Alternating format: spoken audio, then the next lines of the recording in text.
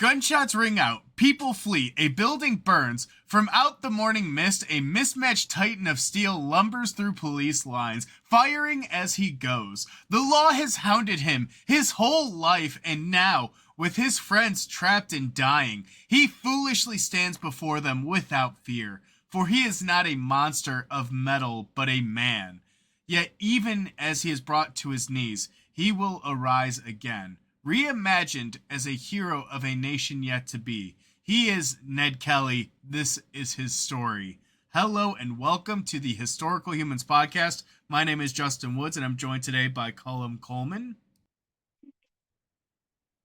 Oh, we just killed Justin. Hooray, we did it. And I am recovering from the plague, so I'm trying to get better. So apologies. I have attempted to mute the mic on all those instances. But welcome to the podcast. Today, we are talking a man who has a legend about him. He is Australia's version of a cowboy. He is the epitome of the Wild West, and he is a bushranger. Yep. Yeah, in the Wild West, they didn't have cowboys and outlaws and things like that. They just had bushrangers, which was effectively the same thing. It was a rural criminal. To be fair, at this point, they were all criminals. Yeah, they were all criminals in Australia at this time. This was picking up from the last time. This is going to be about 60, 70 years after the last time we visited Australia on this show, when we talked about the Rum Rebellion, during which the police rioted over alcohol. Why is all me rum gone?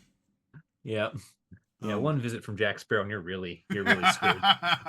But yes, this is Ned Kelly. He's going to live from 1855 to 1880. We're going to be talking about his life. This man is a contemporary of the American Wild West icons such as Billy the Kid and Buffalo Bill. So this is the Wild West era, just on the other side of the planet. I mean, this man would also give Wyatt Earp a run for his money. I'll tell you what. Oh, yeah. And that's the amazing thing is, like, this man is not only a cowboy at heart, a bushranger, an outlaw, but he was given the unfortunate gift of being born Australian. And that means that everything he does is just cranked to 11. It is amazing.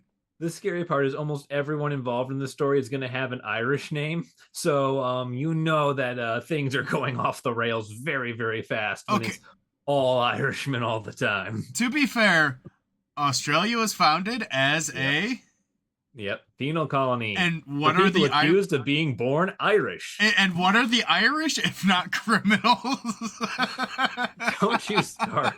This is the last time we let Robert De Bruce on our island, right, guys? All right, guys. This one's a Scot. He can't say that thing like I can. I'm actually Irish. He's a Scot. Hey, I've been to that isle as well. I have counted the webs. I do not care. All right. Justin's family lineage deep takes aside here. Yeah. Anyways, the Irish criminals, Ned Kelly's life kicks off and gets interesting at the age of 12. This is when his father, a man known as John Red, dies. This leaves Ned at the wizened age of 12 in charge of caring for his entire family, as Ned is now the eldest male relation. Oh, okay, I know at that time and point, it was kind of just normal and convention to just pop the babies out as quick as you could. But you're talking 8 children in 12 years. That means this woman was getting pregnant on like 3-month intervals. Well, it should be noted, Ned is the third child. The eldest are daughters. So they don't count for the line of succession here, which means Ned has to take care of his older sisters as well as his younger sisters and brothers. It's just Ned is the first male. That's a little better. It is scary. The rate they're coming out one every 2 years, I believe, which is crazy. But this man, child, even. It didn't take long for him to have his first real brush with the law, because he got arrested for the first time in 1869 at the ripe old age of 14 for a brawl where this child got involved in just a giant fist fight that broke out. Which again, how very Australian. Yeah, yeah. It was a brawl. It was in public. He hit a Chinese guy, and nobody would identify him as the man who threw the punch. Now, So all the charges get dropped. do you think they did that as kind of a respect thing, or like trying to look out for him, or do you just think they were all massively hungover or concussed? I think nobody really cared except for Ned and the guy he hit. And nobody really, the witnesses just failed to ID Ned as the man who started the fight. Because that makes me feel like with that many people, especially in a brawl, that they're probably lying to the police and going, "Yeah, I have no idea. I didn't really catch who started it." It might be loyalty to Ned. It might just be the fact that he hit a Chinese guy in 1869. Yeah. It could entirely be the fact of, very unfortunate circumstances surrounding the nature of the victim. Regardless, this story would repeat itself a year later in 1870, where he is arrested as an accomplice to a man named Harry Power. Now, prior to Ned Kelly's rise as a bushranger, Harry Power was a big name as the bushrangers. He was one of Australia's notorious outlaws, and like all of them except for Ned Kelly, he fades away into history. But once again, Ned Kelly, apprentice bushranger to Mr. Power here, he can't be convicted because everyone who witnessed it couldn't say it was Ned who did it. Okay, which at that time, he was 15 years old. Yeah. I really am just thinking that, this kid's got the luckiest fucking streak in the world. Or if realistically, there were a lot of people who are much better people than I am that were like, yeah, I wish I could have caught him, but, I couldn't tell them apart. Could be me, could be you. Now, the police are after Ned. Like, the police are 100% it's Ned. Just no one is willing to say it's Ned. And that's what I'm wondering. Like, what is this kid? Do they just feel bad for him? They're like, all right, yeah, he doesn't have a dad. No, they don't feel bad. They don't feel bad for him. They don't feel bad. They might be a little afraid of him because we're going to talk about his family relations later on. And they are all terrible people. It can't be that bad, right? Yeah. Well, anyway, these two incidents gives Ned a little bit of a sense of his immortality here.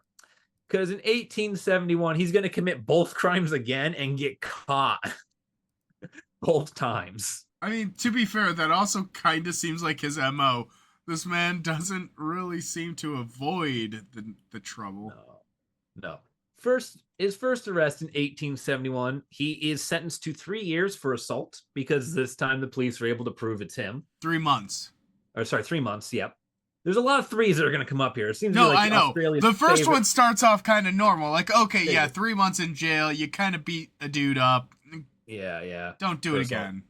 Yeah. Gets out, is arrested a second time, and convicted to 3 years for hard labor while imprisoned for the crime of receiving a stolen horse. Now, interesting thing about Australian law is that knowingly handling stolen goods was treated as more or less the same, if not worse, than actually stealing the goods themselves. I mean, okay, the only logic I could apply to it from the modern day is think about like a stolen car. You received a car that you knew was stolen. You immediately become like an accessory to that crime. If you had knowingly received a stolen horse, I could imagine that at least back then it was basically the same thing. I mean, the horse was the car. The horse was the car. Yes, this is Grand Theft Horse. Uh, and it Unfortunate is working title of Red Dead Redemption. Grand Theft Horse. Like GTA 6, it'll never come out. Uh, yeah, and unfortunately for Ned, Grand Theft Horse is the Kelly family MO. Not Grand Theft Horse. Because none of this is anything new for the Kelly family. Both of Ned's parents were imprisoned for livestock theft. At least one of them was imprisoned for it after they got to Australia, meaning they did it again. Well, again, when you tend to see a habit of criminals committing crimes because they don't tend to learn skills that would help them outside of it. So what do you think is going to happen when you create an entire island of them? An entire island. It's going to get worse because, as it so happens, the Kelly family was a part of what is known as the Quinn clan. They were a part of it via Ned's mother, whose maiden name was Quinn. She was born Ellen Quinn. She became Ellen Kelly when she married Ned's dad. And the Quinn clan were a mob family in northern Victoria. They ran the 19th century equivalent of a chop shop out of northern Victoria. They had this massive ranch there, 25,000 acres, which was all on terrible land, like land that could not sustain horses and livestock, but it was listed and run like a ranch. And what they did was they would take in stolen horses, stolen livestock, whatever it was, launder them through the ranch, and then sell them as if they were clean. It's not a stolen horse from wherever this place was. No, it's a Quinn horse. It's always been a Quinn horse. Along with the Quinn cows, Quinn pigs, Quinn chickens, Quinn whatever the fucking hell wasn't nailed down at the neighbor's house. Oh yeah, just like the quintuplets. Yeah. So they are mobsters. And everyone knows it. Which is why the police have so very little patience for Ned Kelly. So even at the age of 14. Okay. Again, this man was born into it, but born into it a family that has also been caught numerous times. So they really were like talk about being born into that life. Other people adopt it, you were born into it. Yeah. Now, when Ned does get out in 1874 for receiving that stolen horse, presumably on behalf of the Quinn family Grand Theft Horse laundering chop shop system, he does the unthinkable. He does 2 years honest work. He proves to the world that he can get a normal job as a timber getter, which is the Australian lumberjacks. Okay, I love how they just have wackadoodle names for so many fucking things. Oh yeah, he's a lumber getter. Okay. He's a timber getter. That ain't no woodsman or lumberjack. That's a timber getter. Timber getter. Because he gets the timber. You see it in the name. Oh, quite literal naming conventions. You love it. But that is hard work, and that's honest work. And I wonder if there was a specific reason he laid low, or if it was just kind of out of spite, if he was genuinely trying to keep clean for a bit. The family probably did need money at the time, given the fact that Ned, the eldest male involved in any of this for the Kelly family, was in jail for 3 years. And also, the cops are probably not stopped looking at him ever since 1869. So it's a little bit of both. Now, 1874 is very much a transition period for the Kelly family within the Quinn clan. See, Ned's mother, the same year that Ned gets out, remarries to a man named George King. Now, if you think George King is an honest man, you've not been paying attention. Despite the remarriage, she still goes by Mrs. Kelly because it's still the Kelly family, because there are at the moment like 8 or 9 Kellys running around and only one king. So he just kind of comes in because Ellen has that Quinn blood and he's marrying into the Quinn clan. Just the back part of me hopes that by the day to day, he just also took the surname Kelly. Yeah. Why not? There's plenty to go around. And in 1876, Ned leaves his timber getter job to join King in a round of horse stealing. Oh, the old ways they come calling. It's hard to resist their sirens call. Yeah, as Ned is back in the family business. And crime really is running for the family at this point. Both of Ned's younger brothers had arrests. His younger brother James was arrested for both cattle and horse theft, separate incidents.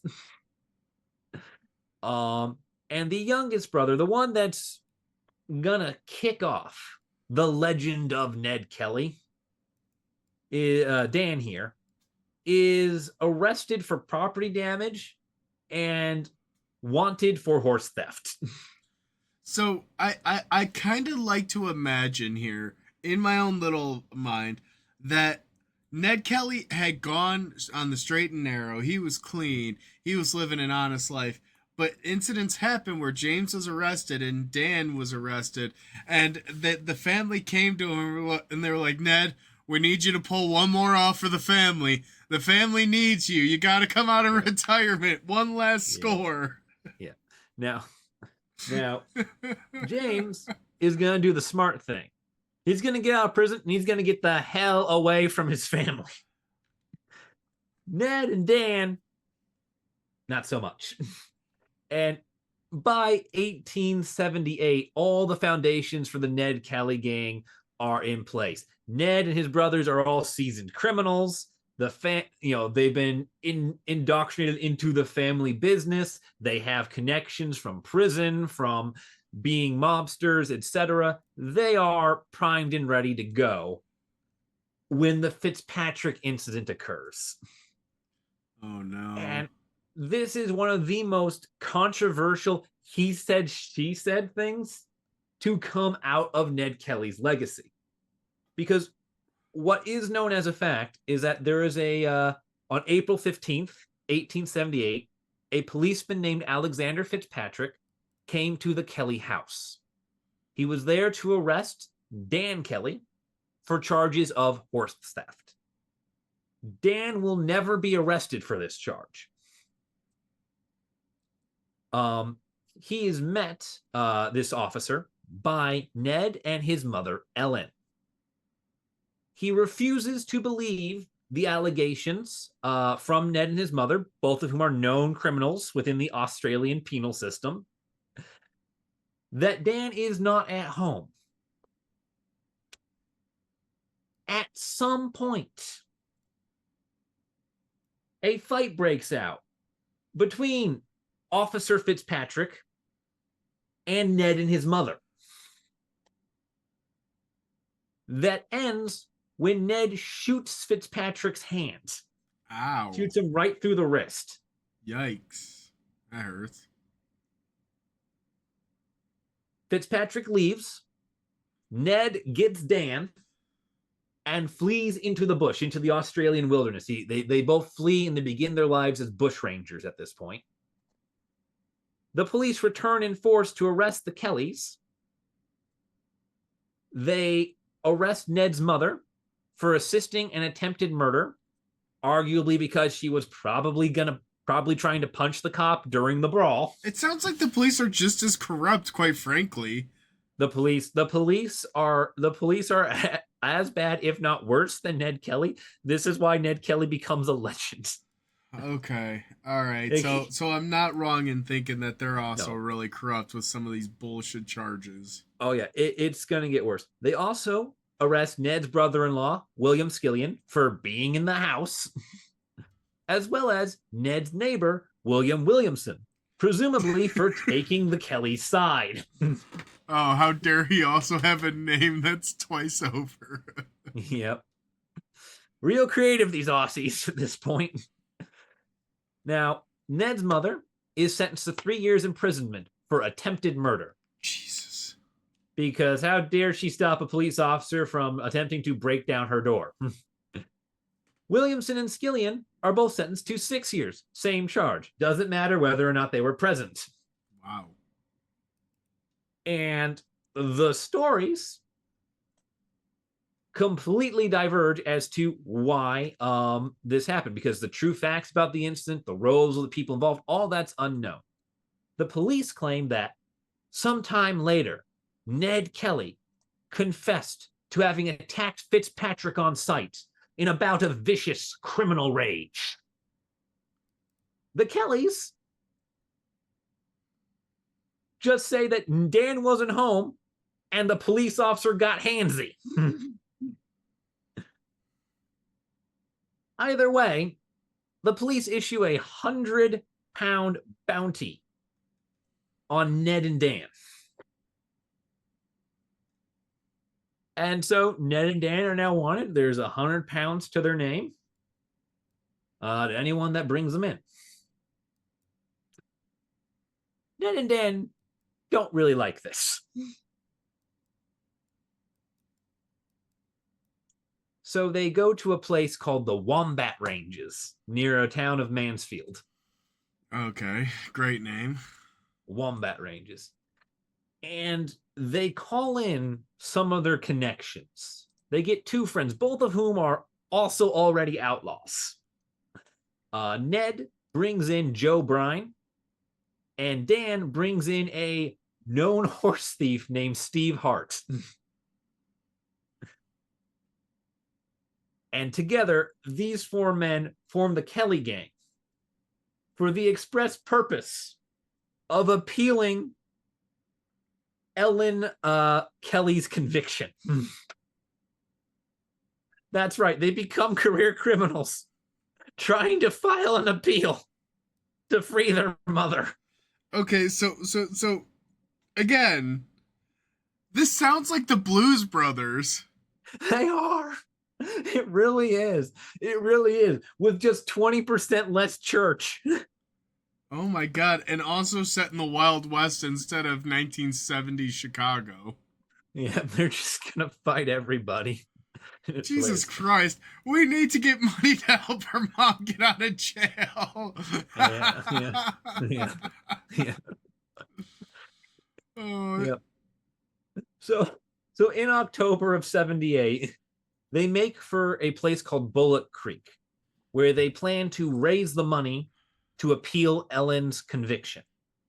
To do this, they're going to do what we like to call a callback to our Rum Rebellion video, where their plan to make this money is to set up an illegal whiskey distillery. Because even though it's been about 60, 70 years since whiskey has been outlawed as a form of currency, it is still the most valuable commodity on the continent. And so they're going to become 1930s bootleggers in the 1870s to raise money to free their mother from prison. I mean, solid business plan, because alcohol is always a pretty surefire way. And, you know, I'm pretty sure they both probably learned how to make prison hooch at some point. So, you know, using your applicable skills. Yeah. Now, at the same time, a little posse of 4 policemen set out to capture Ned and Dan. There are 3 constables in this posse: Lonigan, Scanlon, and McIntyre, and they are led by a man known as Sergeant Kennedy. There's just one problem. They are idiots. They set up camp in the open at Stringy Bark Creek, where they are spotted by Ned Kelly himself without them ever realizing he's there. Now, it is likely that Ned has been tipped off that the police have moved out to apprehend him, given the fact that he's still kind of in and around Quinn territory. He knows people. Either way, Ned finds them first. And on the morning of October the 26th, the Kelly gang ambushes the police camp. Naturally. They decide to do it smart because they realize they're one-on-one right now. It's 4 gangsters, 4 cops. So they wait for 2 of the policemen to leave to try and patrol the surrounding area in search of signs of Ned Kelly before they ambush the remaining 2. And it goes down like a true Texas quick draw. Ned and his gang emerge from the bush. Constable Lonigan goes to draw his gun. Ned is faster and kills him. The second constable, who is much slower on the draw, does not attempt to reach his weapon and chooses to surrender, realizing he is surrounded and outnumbered 4-1. Smart man. Yep. But don't worry. He will tell this tale, and he is full of heroism and bravery because he is going to live through this. Oh, jeez. As a true Australian hero. Now, Ned and his gang, they're going to sit around and wait for the other 2 cops to come back because they gotta deal with this posse, you know. Surrender's had a 50-50 chance of working so far, so maybe it'll work again, right? Now, Kennedy and Scanlon refuse to surrender upon their return, and they square up with Ned and his gang. Bad move. Yep. Ned, who is apparently the only crack shot in northern Victoria, guns down both of them. He kills Scanlon, and Sergeant Kennedy is mortally wounded. Ned's response to this is to walk up to the mortally wounded Kelly, who is now lying on the ground unarmed, and execute him. Kennedy, yep. You said Kelly. It's not one of his family members. It was a Kennedy. Kelly killed He shot a Kennedy in the head. Why is this a recurring theme? I don't know. Now, Ned will repeatedly claim that this was a mercy killing, that the alternative would be to let this man bleed out for several hours because there was no getting medical attention to him, and medical attention would likely never save his life to begin with. The police disagree and, try to paint him as a bloodthirsty brute. It is at this point that McIntyre escapes in a valiant and daring effort and informs the rest of Australia of the killings. He is most likely let go, but that doesn't read too well in a police report. Yeah, he had a valiant and daring escape effort in which they left the door unlocked and wide open and he ran out. The Kelly gang appears to have done nothing to stop him other than take his firearm. Literally the one rule is you just can't shoot at us. I guarantee it was also part ego on their end where they're like, yeah, you're fine. Go tell the story. Go let him know what happened. Don't mess with us. Yeah.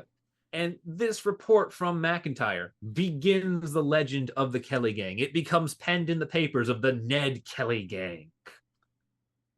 And they're a sensation.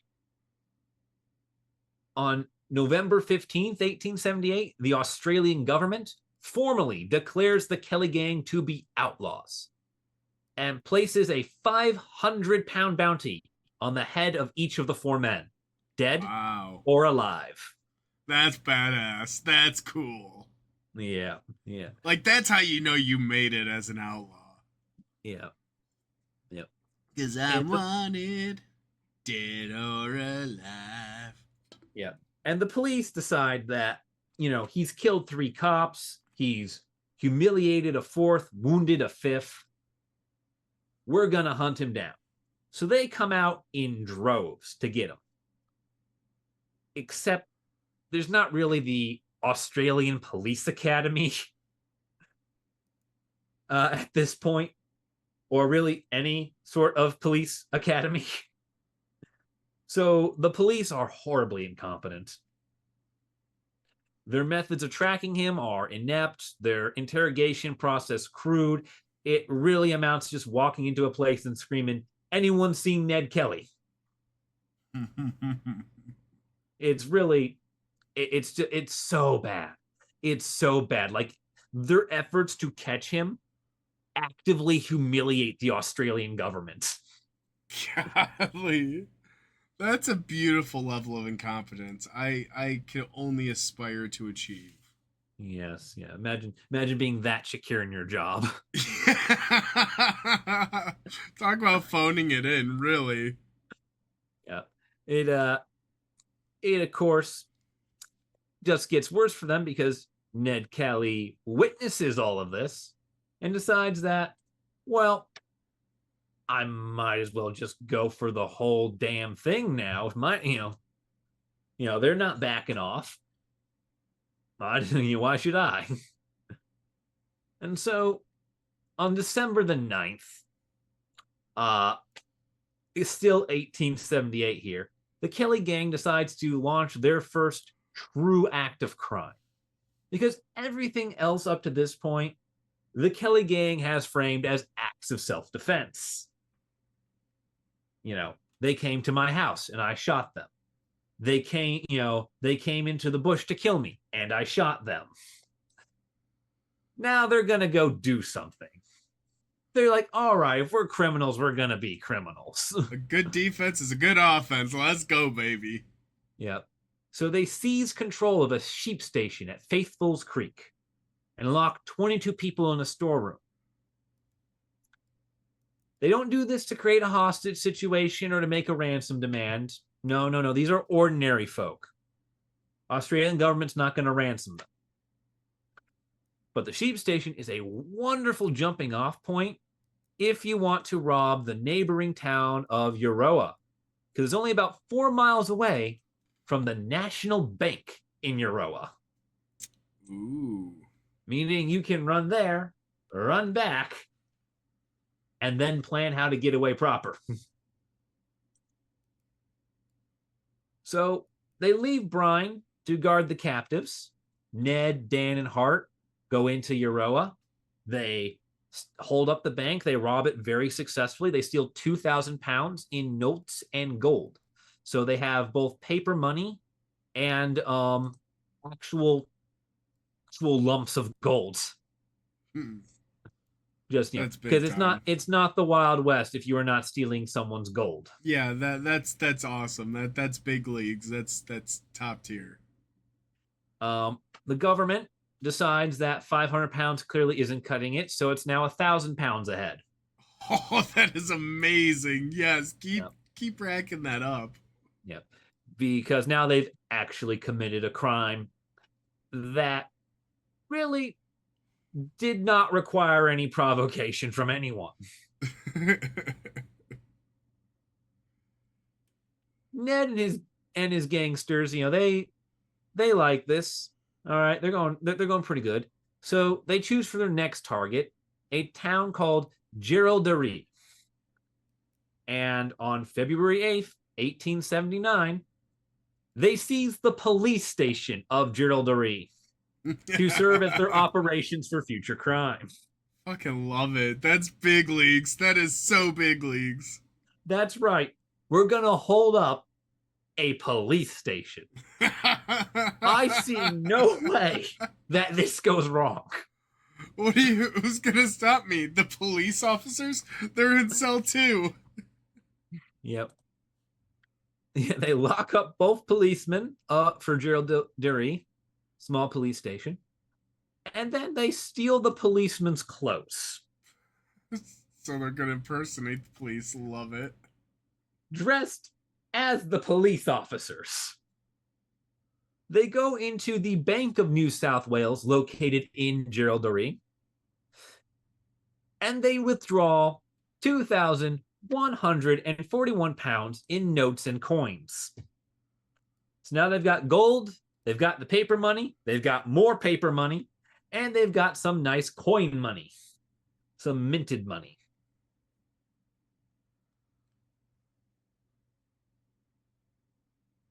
As part of this heist, apparently because it's the easiest point of access, they also decide and keep in mind, there's only 4 people here, to hold up the Royal Hotel next door where they take 60 people hostage. God damn. The reason they appear to do this was to delay any sort of telegraph from going off, alerting the broader Australian law enforcement community of their robbery. I mean, that's fair. You restrict the information. Yep. Now, keep in mind, we have 3 locations: the police station, the hotel, and the bank. We have 62 hostages plus whoever was in the bank spread across these stations. There are 4 men. The Kelly gang is 4 men, and they've done all of this. I cannot believe you've done this. Like, the crowd control per person here is amazing. I mean, intimidation, reputation, and realistically, probably a lot of rope. Yeah. Well, also just the general understanding of, like, we don't want to hurt you. What we're here for ain't yours. Nobody's got to be a hero. Just don't be a hero. And yeah, they're very content with not being a hero. I mean, these guys clearly have guns. They killed multiple police officers. Like, I wouldn't fuck with them. Yeah. Now, during the Gerald Deary robbery, Ned Kelly hands over one of the most disputed documents in his legacy. Because if you thought the Fitzpatrick incident was muddied, there is something called the Gerald Deary document, during which he hands over, instead of a ransom note, an 8,000-word manifesto Oh my God. to the bank teller, explaining his actions up to this point. It's one of 2 documents that he does. He also mails a different one earlier in the year to a lawyer named Donald Cameron. The originals of both the Gerald Deary and the Cameron document are missing. No one knows what happened to them. The only reason we know anything of what might have been said on them is because after Ned dies, a clerk in the Crown Law Department released copies to the public. So no one knows if these are the actual faithfully transcribed documents or not, because the man who wrote them is dead upon their release, and the originals have just never been found. Yeah. Fun little conspiracy theory right there. Yeah, very interesting. For a very polarizing figure. Yeah. Now, in the released versions, and presumably in the originals as well, because it does fit with Ned's character, he describes all of his actions as strictly necessary for preserving his life and his freedom. He claims to take no joy in the violence with which he has surrounded himself, and argues that he has only killed because if he did not, the people he killed would have killed him. And in fact, they would have killed him first if they had in any way been good at shooting. Yeah. And, again, it's a criminal's manifesto. But at the same time, he keeps framing everything as either self-defense or obtaining sustenance. I wonder if it's reading this. I wonder if it reads like a manifesto, like he feels overly justified, or if it comes off like extremely logical and the people reading it are like, oh shit, did we overdo it a bit? Yeah, I just like, yep. Who's to say? Because the incident that started this all, the Fitzpatrick incident, is a massive he said, she said, during which the word of the cop is being taken over the unified story of some 5 different people who all have crime connections. So, did they rehearse the story? Maybe. They are all criminals. They are all part of the same criminal organization, more or less. Or Is the cop lying? Who can say? The government decides that enough is enough with this Geraldary incident, with this righteous note and this massive robbery during which he robs a town dressed as its own law enforcement officers.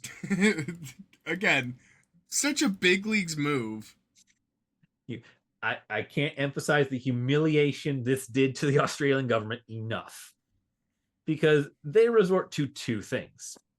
First, they double the dead or alive bounty to £2,000 a head. Which is insane. The fact that they just keep on doubling it tells you how desperate they are for this man's head. And they did something that the Australian government really didn't like to do too much. They hired what is known as the Black Trackers. The Black Trackers were Aboriginal bounty hunters who used their very intimate knowledge of the Australian outback to track down for a fee missing persons, lost livestock, and wanted criminals. Oh, perfect. You know, people that know the landscape intimately, chasing you down. Yep. They are very good at their job. They do not catch the Kelly gang. Wow.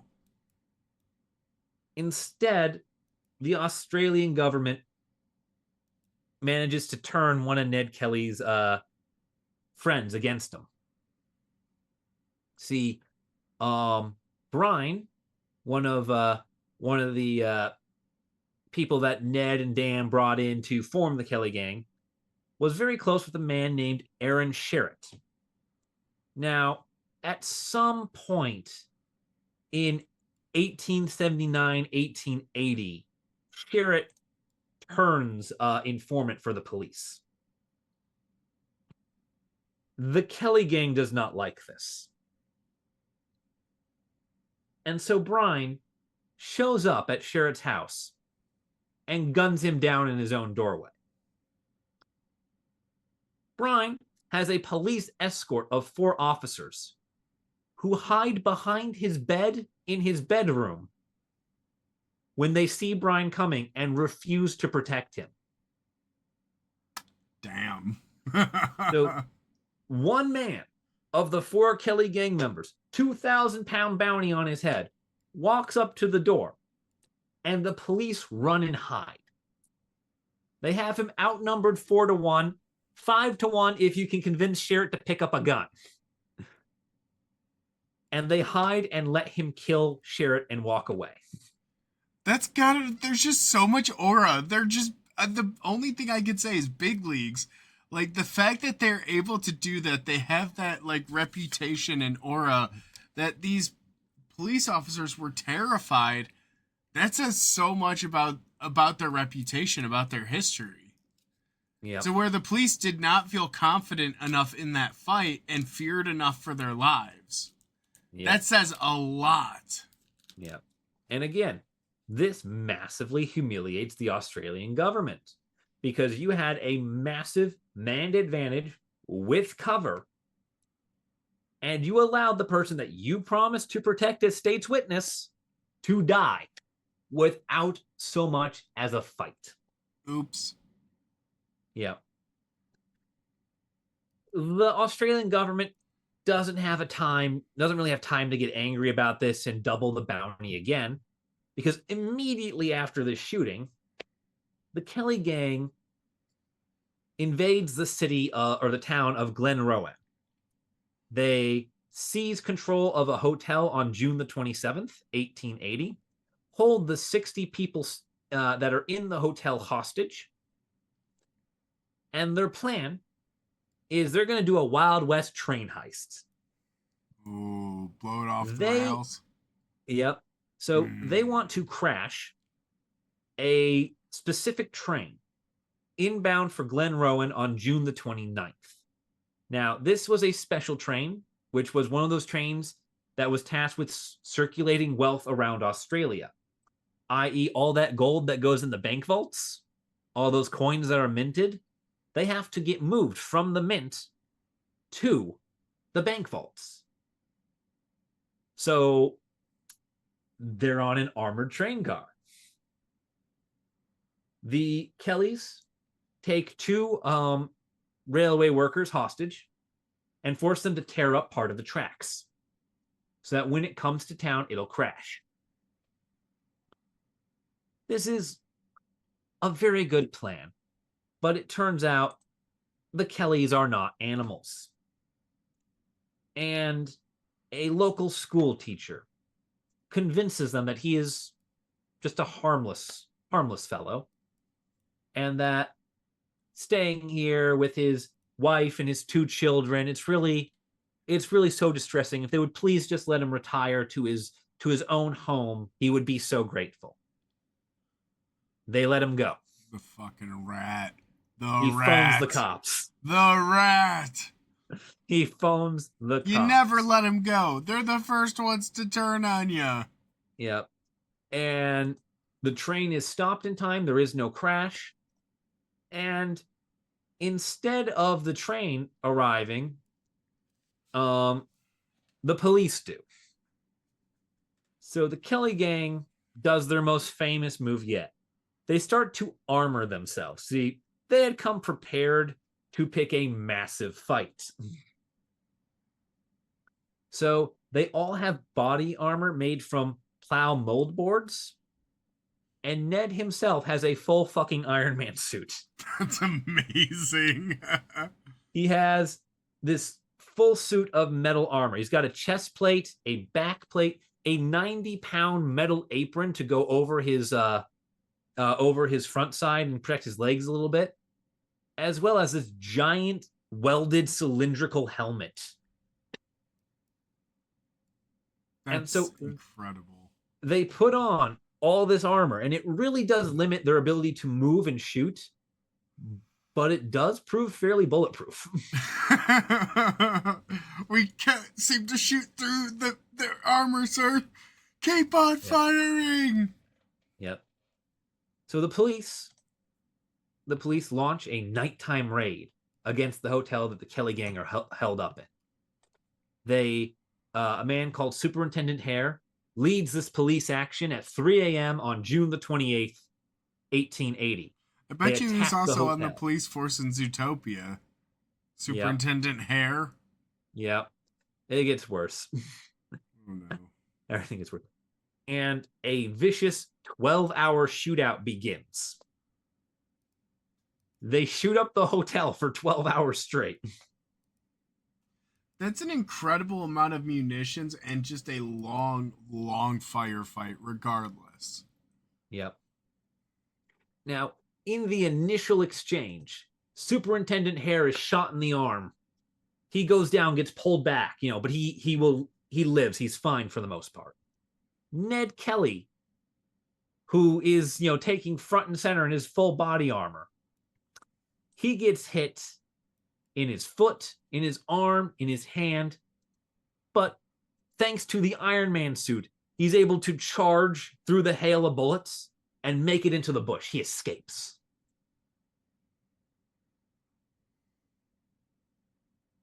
Brine, on the other hand, who at this point is kind of shown himself to be the most vicious member of the gang because of the Sherritt thing. Brine is shot through his leg. And he does the most Australian thing you can do cowboy style by bleeding out from his wounds while shooting from the hotel bar.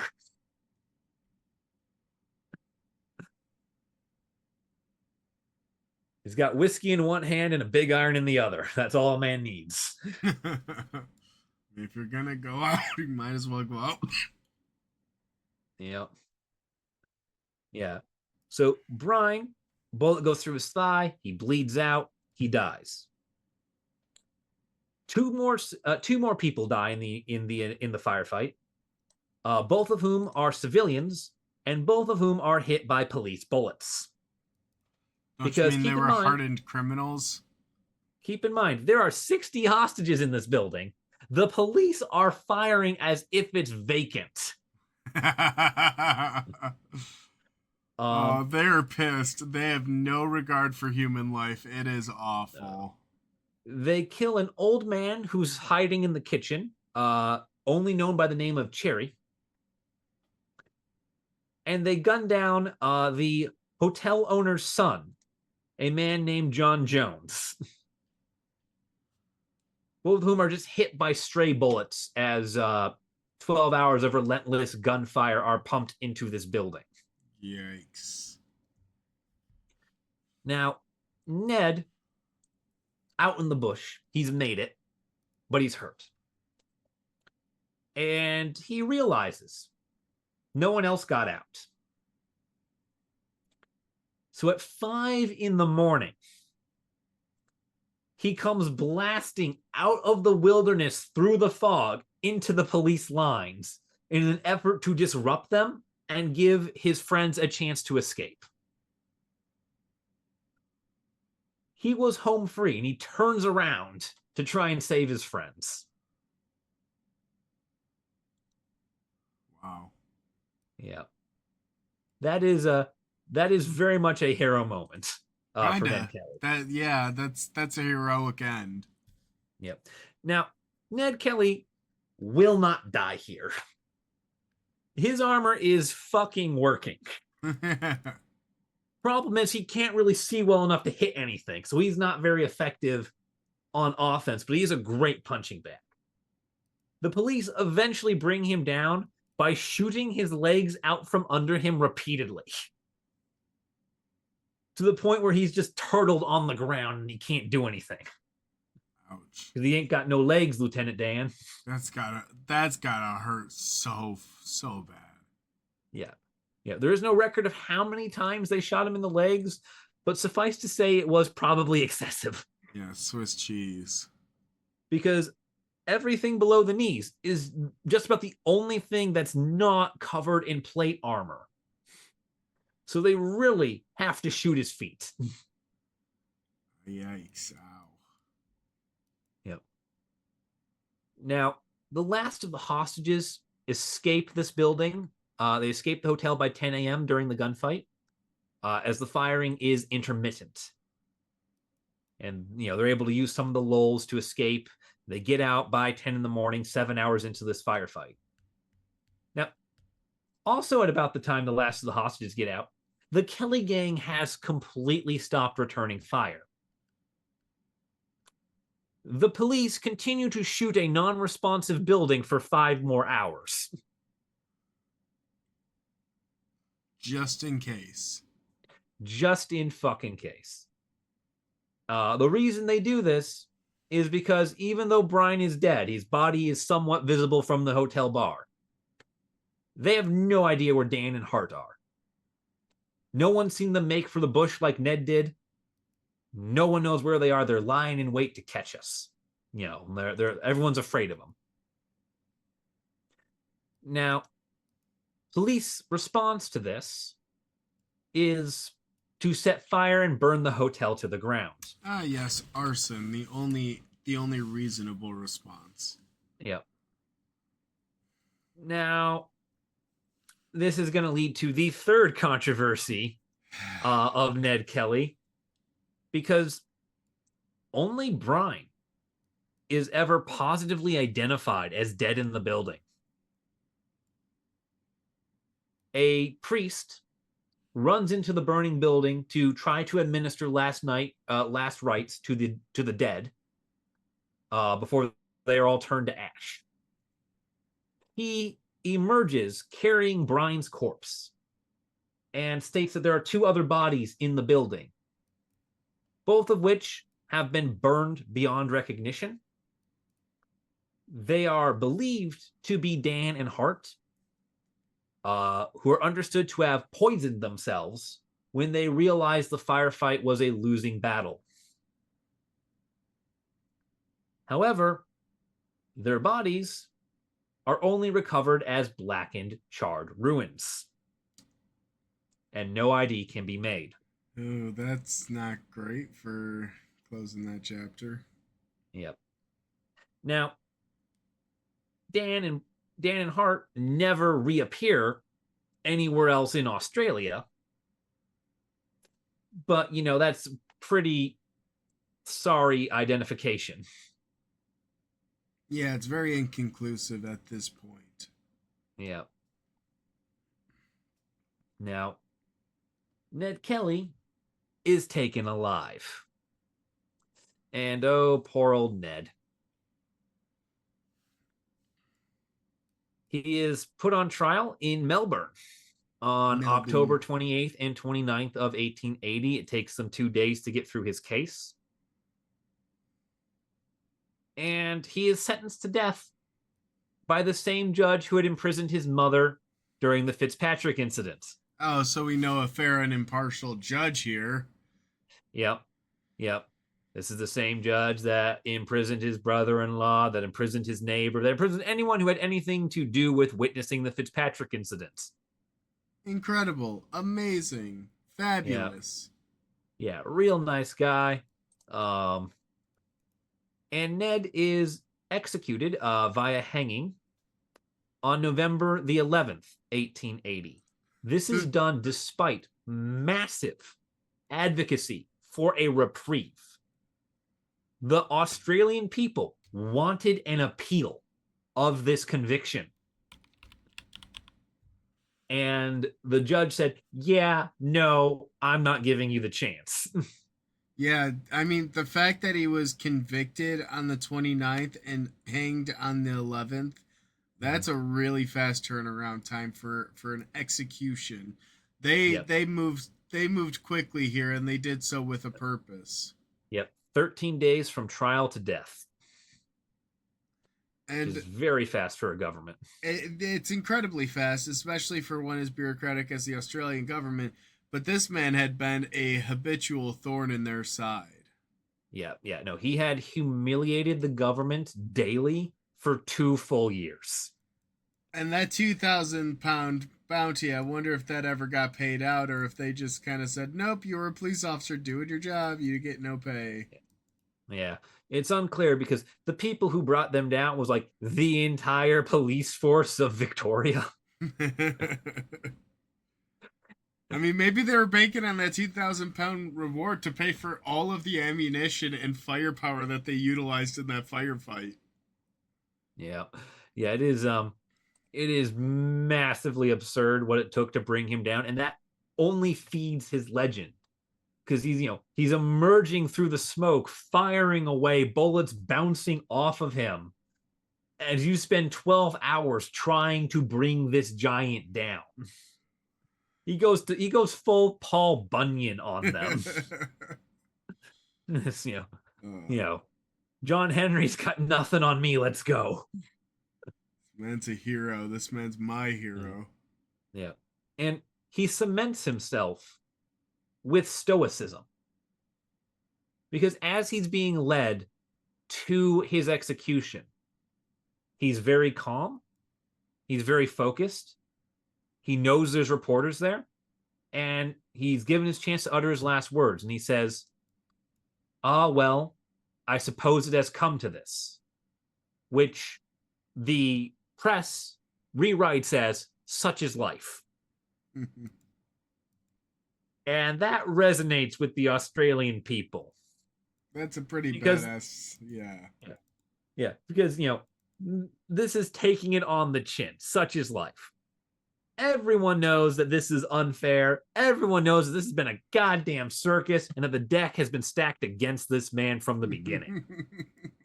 And he's just taking it as it comes, even when it means his death. And, that resonates. Yeah. I could see why he was hailed after his death as being Australia's only folk hero. Yeah. That would cement you as a folk hero. I mean, you go up against the corrupt police force. You're just basically defending yourself. Yeah, I could see this is all the elements of a great story. A great folk hero. Yeah. An anti-hero of sorts. Yeah, it's very much an anti-hero. He's very much the roguish folk hero, like many of the outlaw stories of the American Wild West. He is a roguish folk hero. He's a criminal. He is not someone you would have wanted to actually meet, but he is someone whose story is very inspiring. Like Bonnie and Clyde. it's very exciting to read about, terrifying if you would ever actually meet the man. I mean, maybe they were actually just really chill. If you have 4 men controlling a group of 60, maybe they were just super chill and very straightforward.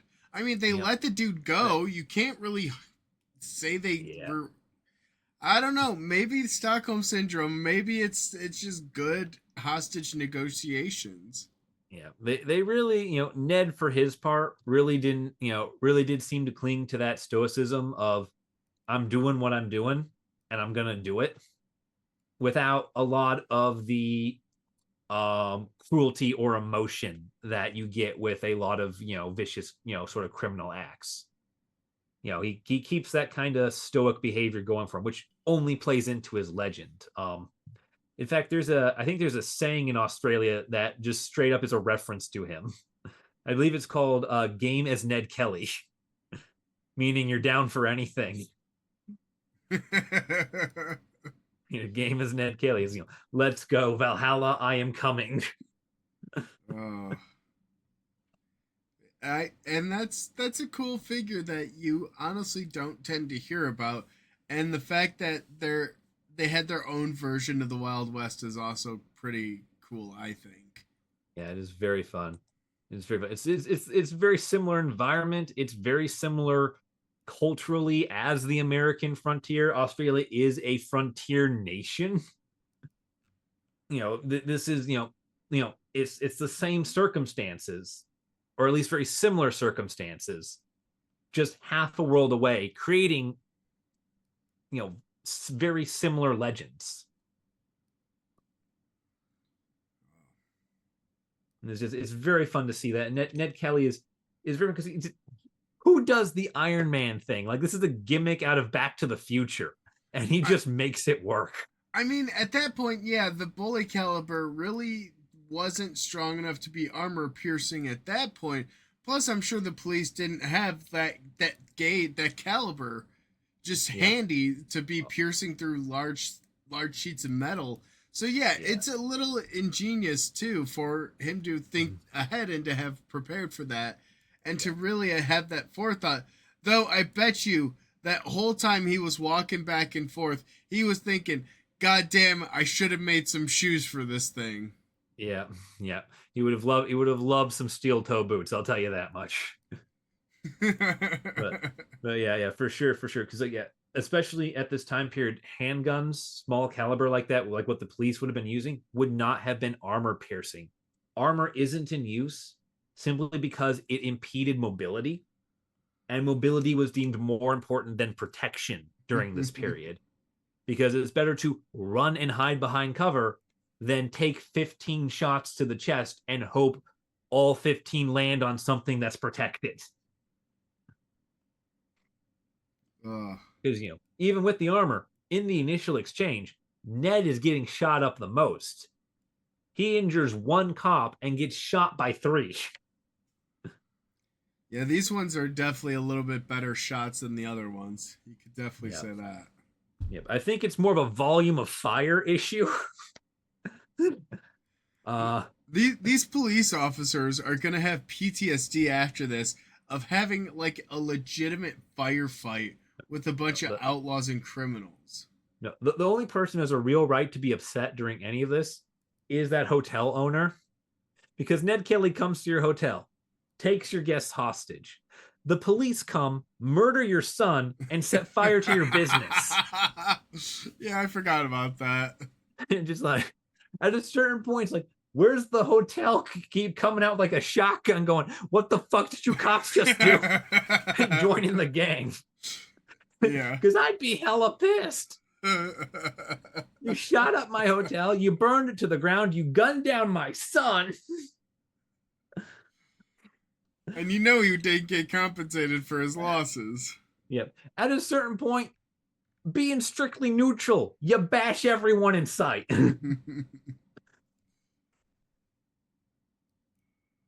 But I think that's probably a good point for us to wrap up this here podcast episode. Thank you guys for listening. Let us know your thoughts in the comments, and we will catch you in the next episode.